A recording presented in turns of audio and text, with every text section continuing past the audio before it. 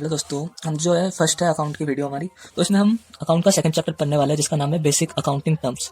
Terms means इसमें हम कुछ वर्ड पढ़ेंगे, जैसे आप बचपन में एबीसीडी पढ़ते हो वैसे अकाउंट का कुछ टर्म्स एबीसीडी होता है जिसको आपको समझना बहुत जरूरी है, जिसका यूज हमें आगे बहुत काम आएगा। अगर उनका हमें मीनिंग नहीं पता होगा तो हम प्रैक्टिकल कर ही नहीं सकते। तो थ्योरी बहुत इंपॉर्टेंट है, तो हम इसलिए करते हैं। आप देख सकते हो ये सब जो है लिखा हुआ है, ये सब हम पढ़ेंगे इसमें।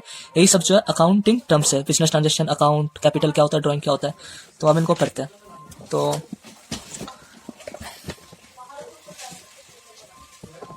पहला है हमारा, इसमें लिखा हुआ है, पहले क्या लिखा हुआ है वो पढ़ते हैं। पहले लिखा हुआ है कि जो in business various accounting terms are used. Accounting terms क्या होता है, जो भी एबीसीडी जो मैंने बताया उन्हीं को हम पढ़ने वाले हैं। तो वही लिखा हुआ है इसमें, ये कुछ नहीं, इस लाइन को छोड़ दो। नेक्स्ट लाइन में लिखा हुआ है जो है बिजनेस ट्रांजेक्शन। बिजनेस ट्रांजेक्शन क्या होता है तो हम इसको पढ़ते हैं और बताते क्या होता है। The term business transaction means a financial transaction. Business transaction मतलब व्यापार और ट्रांजेक्शन मतलब खरीदना और बेचना। तो इसका मतलब ऐसे भी समझ सकते हो, जो खरीदने बेचने का व्यापार है उसी को बिजनेस ट्रांजेक्शन कहते हैं। बट इसके अंदर पढ़ते हैं, अच्छे से डिफाइन कर रखा है। मतलब होता है फाइनेंशियल ट्रांजेक्शन। फाइनेंशियल ट्रांजेक्शन क्या होता है, ये वही होता है जो हम शॉप पे जाते हैं, हमने कुछ खरीदा, हमने सामान खरीदा, उसके बदले हमने पैसे दिया, वो हम दोनों के बीच क्या हुआ, एक फाइनेंशियल ट्रांजेक्शन हुआ। और इवेंट, इवेंट मतलब जब वो बड़े, मतलब कोई गोडाउन है, जब वो सामान खरीदे, क्योंकि वो बहुत ज्यादा सामान खरीदते हैं और बेचते हैं, तो उसको एक इवेंट का नाम दे दिया जाता है। तो इवेंट भी सेम ही है। तो entered into by two parties, दो पार्टीज होते हैं। जैसे हम शॉप पे कुछ खरीदने जाते हैं तो हम, एक शॉपकीपर होता है और एक हम होता है कस्टमर। तो हम उनको पैसे देता है, वो हमें सामान देता है। तो ये बोला है कि दो पार्टीज के द्वारा जब कोई खरीदना बेचना होता है, and is recorded in the books of account, और उस चीज को जब उस बुक ऑफ अकाउंट में लिखा जाता है। बुक ऑफ अकाउंट क्या होता है, जिसमें सबका अकाउंट बनाया जाता है। जैसे परचेस अकाउंट की परचेस मैंने इतना किया है, सेल्स अकाउंट सेल्स मैंने इतना किया है। जैसे दुकानदार अपना सेल्स अकाउंट में लिखेगा कि मैंने मुझे इतना सामान बेचा, और मैं जो है परचेस में लिखूंगा कि मैंने इतना सामान परचेस किया। तो उसी को बुक्स ऑफ अकाउंट में कहते हैं, जिसमें सारा कुछ डाला जाता है, सारा कुछ उसमें लिखा जाता है। It's a financial event express in terms of money. अब हम कोई चीज खरीदते हैं तो फ्री में तो कोई देगा नहीं, तो वो पैसे लेगा उस चीज को। तो वही बताया गया कि इज अ फाइनेंशियल इवेंट है express in terms of money. तो जो पैसे में खरीदना बेचना होता है वही बताया इसमें। Which brings a change in the financial position of enterprise. अब जब शॉपकीपर को पैसे मिलेंगे तो उनका जो फाइनेंशियल पोजीशन जो है चेंज होगा। या तो वो प्रॉफिट में जाएंगे, मतलब वो अमीर होंगे, या वो गरीब में जाएंगे। तो उनका फाइनेंशियल पोजीशन इसी से डिसाइड होगा। एंटरप्राइज मतलब होता है जो शॉपकीपर होता है, जो बड़े बड़े जो है जो फैक्ट्री होते हैं, उनको हम एंटरप्राइज का नाम दे देते हैं। आगे लिखा है it is an agreement between two parties. Agreement क्या है, अब वो सामान बेच रहा है और एक बंदा सामान खरीद रहा है, तो दोनों के बीच में क्या हुआ, एग्रीमेंट हुआ। Two parties involving the transfer of exchange of good and services. Transfer of और exchange of good and services मतलब क्या है, कि एग्रीमेंट हुआ कि जो शॉपकीपर का एग्जांपल लिया था, उसमें शॉपकीपर हमें सामान दे रहा है और हम उनको पैसे दे रहे हैं। तो transfer of exchange of good and services. Good and services क्या होता है, गुड्स मतलब होता है सामान, जो भी हम सामान खरीदते हैं उसको गुड्स कहते हैं। और सर्विसेज मतलब जो सेवाएं दिया जाता है। जैसे बैंक जो है वो गुड्स नहीं बेचता, वो सर्विसेज प्रोवाइड करते हैं। बैंक हो गया या फिर एलआईसी हो गया, जो भी एलआईसी कंपनी हो सर्विसेज प्रोवाइड करती है। ओके, आगे बढ़ते हैं। Example of business transaction. और एग्जांपल क्या है बिजनेस ट्रांजेक्शन के, सेल्स ऑफ गुड्स। अब जो शॉपकीपर हो सेल्स ऑफ गुड अपना सामान बेचेगा। जो स्टेशनरी का शॉप है या फिर जो भी किराने का शॉप है उसमें हम सामान खरीदते हैं, वो सेल करता है। Purchase of goods, as a consumer मैं क्या करूंगा, परचेस करूंगा गुड्स का। और रिसिप्ट फ्रॉम डेटर्स, ऐसा कंज्यूमर भी कर सकते हैं। और जिनकी बड़ी बड़ी फैक्ट्रियां होता है वो भी जो है रॉ मटेरियल खरीदता है, तो वो भी परचेस का ही काम हुआ। Receipt from debtor. अब डेटर कौन होता है, डेटर होते हैं जिनको जो हमने पैसे दे रखा है और हमें पैसे लौटाएगा। डेटर अच्छे होते हैं क्योंकि हमें पैसे लौटा देगा कुछ टाइम बाद।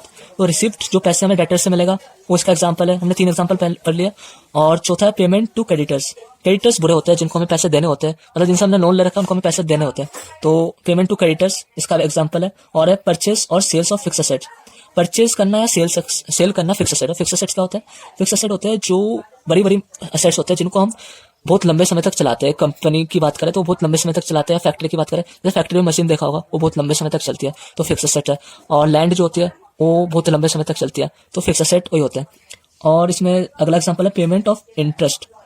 पेमेंट ऑफ इंटरेस्ट, अब हमने जो है किसी से जो लोन लिया है उस पर हमें इंटरेस्ट देना होता है, तो वो हमारा एक पेमेंट हो गया। अब हमें किसी ने लोन देगा उतना पैसा तो वापस नहीं कर सकते, एक टाइम बाद हमें उस पर कुछ एडिशनल मनी जोड़ के वापस करना होता है, वो पेमेंट ऑफ इंटरेस्ट हो गया। और डिविडेंड, डिविडेंड क्या है, जब कंपनी को फायदा होता है तो हमें जो है वो कुछ डिविडेंड, जब प्रॉफिट होता है तो हमें वो शेयर के पैसे देता है, तो उसी को हम डिविडेंड कहते हैं। ओके, देन हम कैरेक्टरिस्टिक ऑफ बिजनेस ट्रांजेक्शन पढ़ते हैं। इसमें पहला है जो हमने इसको पढ़ा, इसी को इसमें डिटेल्स में बताया गया। It is concern with money और money growth of good and services. मतलब इसको एक पैसे के रूप में देखा जाता है कि पैसे हम सामने वाले को देते हैं और हमें सामान मिलता है, गुड्स मिलता है, सर्विसेज देता है। It arise out of transfer और exchange of good and services. इसमें क्या होता है, गुड एंड सर्विसेज का एक्सचेंज होता है। जैसे वो हमें गुड्स दे रहा है, हम गुड एंड सर्विसेज, हम उसको मनी दे रहे हैं। तो वही जो पढ़ा है इसी को उसमें पॉइंट में बताया। It bring about change in the financial position. मैंने बताया ना, फाइनेंशियल पोजीशन या तो अमीर होगा या गरीब होगा। मतलब अगर उसकी असेट्स बढ़ेगी और लायबिलिटी कम होगा तो वो अमीर होगा। असेट्स क्या होता है, असेट्स होता है जो भी सामान होता है। जैसे मेरा कुर्सी है वो मेरा असेट्स है। जैसे कंपनी में जो भी सामान रखा होता है वो सब मेरे असेट्स। और लायबिलिटी क्या होता है, जब हम किसी से लोन लेते हैं वो एक तरीके का लायबिलिटी बन जाता है मेरे लिए कि मुझे उसको पेमेंट करना है। या फिर आप ऐसे देख सकते हो, असेट्स मतलब अच्छा होता है, लायबिलिटी मतलब बुरा होता है, ऐसा देख सकते हो। लायबिलिटी में सारे या तो हम लोन लेते हैं या फिर कुछ खराब चीजें लायबिलिटी में आता है जो कंपनी को एक तरीके से नुकसान भी कह सकते हो। Okay, it has an effect on the accounting equation. इसका हम आगे पढ़ेंगे, अकाउंटिंग इक्वेशन क्या होता है, इसको छोड़ देते हैं। और पांचवा पढ़ते हैं, it has dual aspect. Dual aspect मतलब जब भी हम कोई अकाउंट बनाते हैं उसके दो साइड बनते हैं, एक होता है डेबिट साइड, एक होता है क्रेडिट साइड। तो या तो एक साइड में इफेक्ट पड़ेगा। डुअल एस्पेक्ट मतलब डेबिट क्रेडिट को कहा गया है डुअल एस्पेक्ट। और इफेक्ट जो है एक ही साइड पड़ेगा, या तो डेबिट होगा या तो क्रेडिट होगा। कोई भी एक ट्रांजेक्शन दो साइड इफेक्ट नहीं कर सकता, ओनली वन साइड इफेक्ट होगा, डेबिट या क्रेडिट। तो हमने पढ़ लिया। और जो चार्ट है इसी को नीचे डिफाइन कर रखा है, तो हम पढ़ते क्या लिखा है, अ ट्रांजेक्शन में बी कैश ट्रांजेक्शन और क्रेडिट ट्रांजेक्शन। अब हमने पढ़ा कि ट्रांजेक्शन पैसों में होगा, तो कैश में होगा या उधार में होगा। कैश मतलब जब हम कोई कैश में चीज खरीदते हैं तो कैश हो गया, और अब जब हम शॉप से जो है उधार में लिया और बोला कल पैसे ले लेना, तो हो गया क्रेडिट ट्रांजेक्शन। तो दोनों हो सकता है, कैश भी हो सकता है, क्रेडिट भी हो सकता है। तो इसी को इसमें बताया गया है। Model of settlement of value में कैश ट्रांजेक्शन होता है, क्रेडिट ट्रांजेक्शन होता है। When the amount is transacted immediately on entering into a transaction it is a cash. जब कोई अमाउंट जो है इमीडिएटली पैसे उनको दे दिया जाता है, कैश ही देंगे इमीडिएटली उनको, तो उस चीज को जो है किसमें लिखा जाता है, कैश में, कैश ट्रांजेक्शन मानते हैं। And where it is imposed to pay later, जब उनको हम बाद में पेमेंट करनी होती है तो it is a credit transaction, तो उसको क्रेडिट में रखा जाता है। ओके, देन अगला क्या बोला इसमें, ट्रांजेक्शन में भी एक्सटर्नल। तो कैश और क्रेडिट तो यहाँ तक बता दिया, कैश और क्रेडिट के बारे में। इसके आगे का यहाँ का है, तो ट्रांजेक्शन में भी एक्सटर्नल।